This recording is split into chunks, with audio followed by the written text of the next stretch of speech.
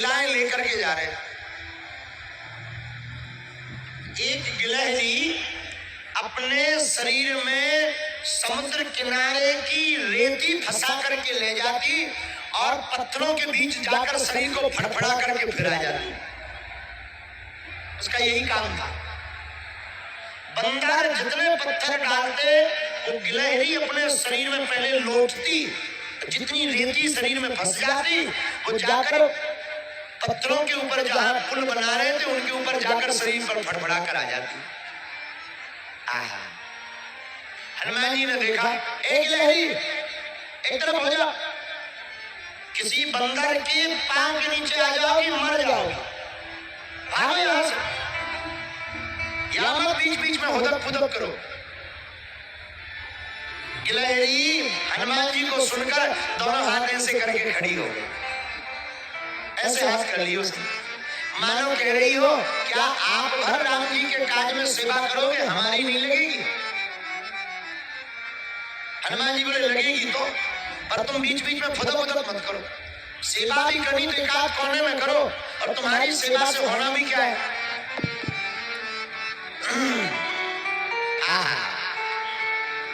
गिलहरी नहीं मानी, गिलहरी बार बार जावे वही काम बार बार करे, सेवा करने लगी।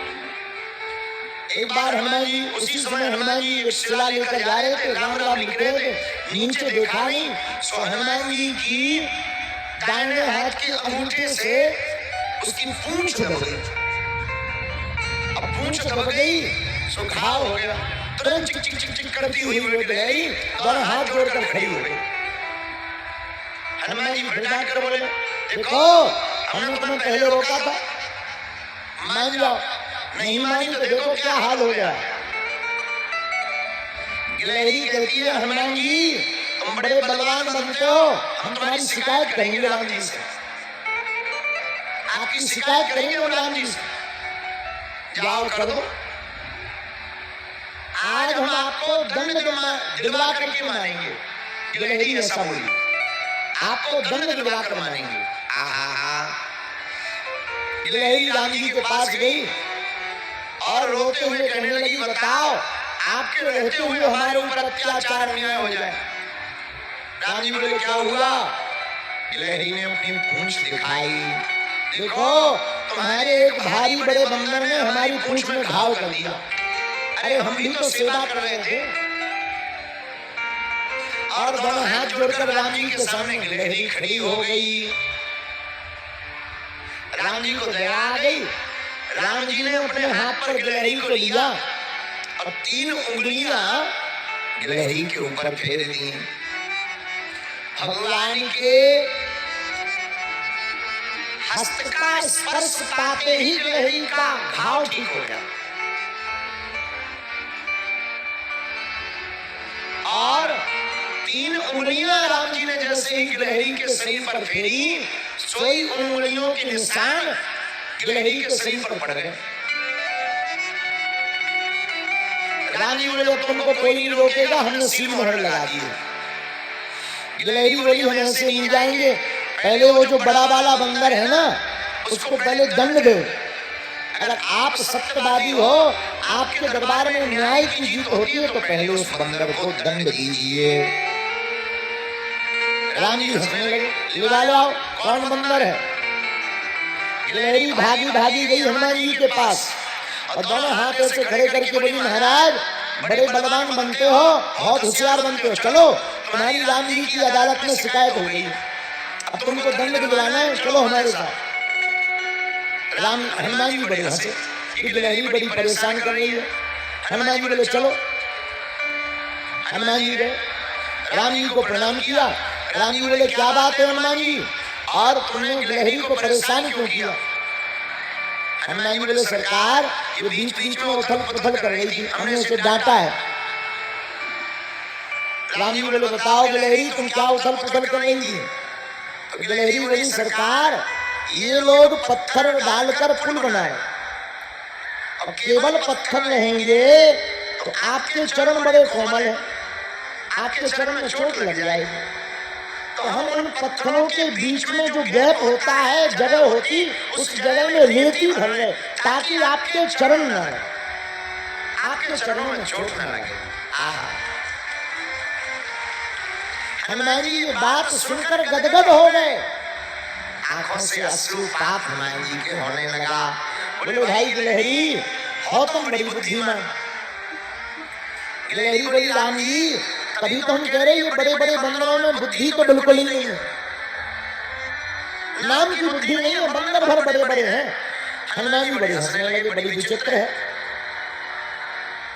तो हनुमान जी बोले एक बात बताओ, क्या तुम्हारे छोटे से शरीर पर कण डालने से वो भर जाएंगी जगह, उन पत्थरों के बीच की दरार भर जाएंगी? गिलहरी कहती है भले ही ना भरे, लेकिन जितनी जगह पर कम से कम दरार हो पाए उतना तो अच्छा है। कम से कम हमारे प्रभु श्री राम के चरणों में उतनी कम जगह चोट तो लगेगी।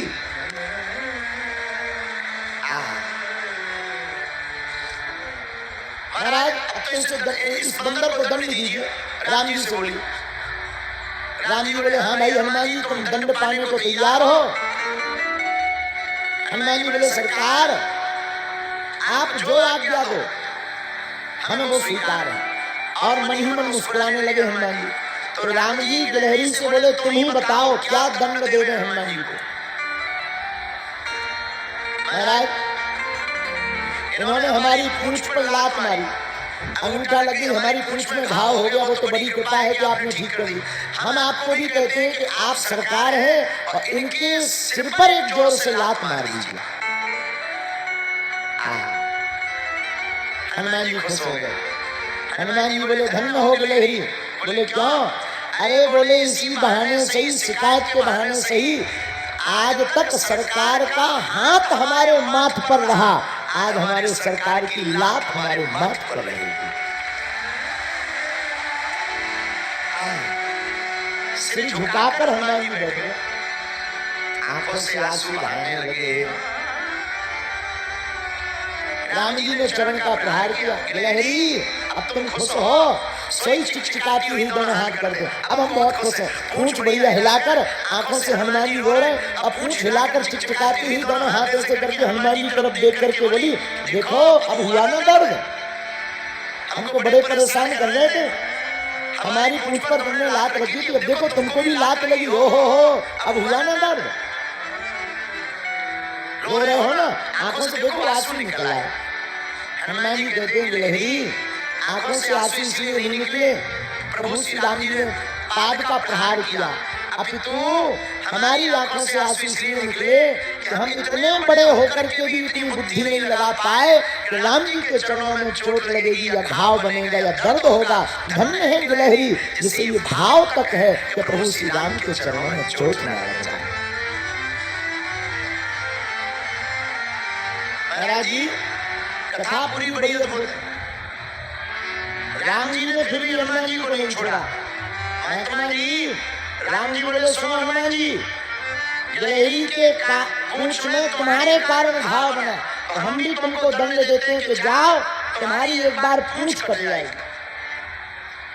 रामेश्वरम में एक दर्शन है हनुमान जी के, पुच्छ कटा, पुच्छ कट हनुमान, वहां हनुमान जी की पूंछ कट गई। जब रामेश्वरम में राम जी